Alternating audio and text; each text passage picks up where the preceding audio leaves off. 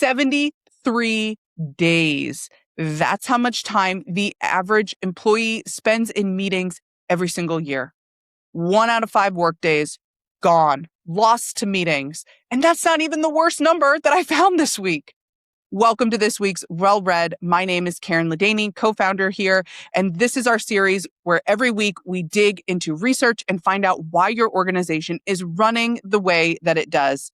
This week's focus, the productivity drain, where your workday actually goes and why every single fix that you try has not worked. Let's get into it. The average employee spends 73 workdays a year in meetings. That's from the Fellows State of Meetings report based on the calendar data from over 30,000 companies. Another study showed that 31 hours every single month go to meetings that employees themselves call unproductive. That equates to nearly 4 full days every single month in meetings that people say produce, quote, nothing. So what about the time in between meetings? Microsoft Work Trends Index found that the average knowledge worker gets interrupted 275 times per day. That is a notification every single 2 minutes. Emails, texts, Slack messages, team calls. It is non-stop. And one more data point that ties this all together, research from Dr. Gloria Mark at UC Irvine found that it takes 23 minutes to refocus after a single interruption. An interruption every single 2 minutes, 23 minutes of recovery time. The average workday almost has no room left for actual work. It is no wonder that people are absolutely drained at the end of the day. So maybe you've heard or tried some of the common fixes that we're seeing. This looks like no meeting Fridays, agenda templates for meetings, company-wide notification, hygiene policies, weekly productivity reports. That one just hurts my soul. And I know I've tried these things. I've actually tried them myself, and I'm sure that your organization has too.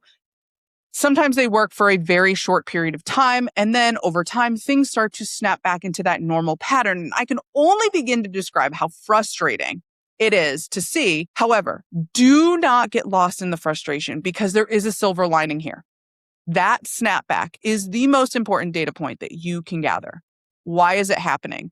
Why do these fixes that seem perfectly reasonable on paper never actually fix the problem? Everybody gets really excited about them, like no meetings on Fridays. Yes, please. Everybody's like, sign me up. I don't want meetings on Fridays. But the reality is that these drains, the excess meetings, the nonstop notifications, the constant disruptions, these drains are not technical problems. They are adaptive challenges wearing technical costumes. Okay, so you're probably like, what does that even mean, Karen? You see, a technical problem is a known fix. Think of this like an app. You have a problem, there's an app for that.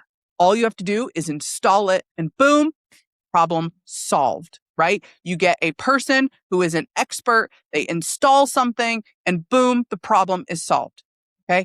Adaptive challenges are very different. They are human challenges that require people to change their values, their beliefs, and their behaviors. So think of this like an operating system upgrade. It impacts truly the way that you work, not just the technical app that you need. So if you try to apply a technical fix to an adaptive challenge, what happens? The system absorbs it, usually takes it, spits it out, and carries on in its normal pattern. So now let's sit back and think, why do meetings exist in the first place? Typically, it's because decisions need to be made. No one wants to hurt somebody else's feelings or step on people's toes. And so better to have a meeting just to be safe, That is a technical fix. The adaptive fix would be to find out why everybody feels the need. Is it misalignment from the top? Is it fear? Is it to not hurt people's feelings? Or maybe it's all of the above. If you solve that problem, you won't need so many meetings in the first place. Okay, so now let's think about why pings never stop. You make it easy for people to ask you for things. You're covering for people who aren't pulling their weight and they have a lot of questions. You want to feel in control or in the loop, so everybody includes you on things. Or not to mention the fact that it's eroding any sense of boundaries that you've tried to have for yourself. But all of these reasons require a human system change to produce a different outcome. You cannot silence your notifications. They will still find you. I know, I've tried. So what will fix the problem? 3 things in this order. First step, awareness. Observe the system from the 10,000-foot level and figure out what's really going on. Step 2, understand. Acknowledge what's really going on. Approach it from curiosity instead of judgment. Really assess the situation and find the root cause problem.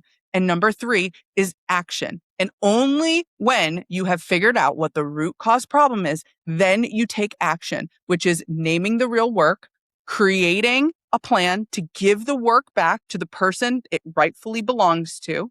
And this usually looks like creating a clear understanding of who owns it, and then giving them the authority to actually make and act on those decisions.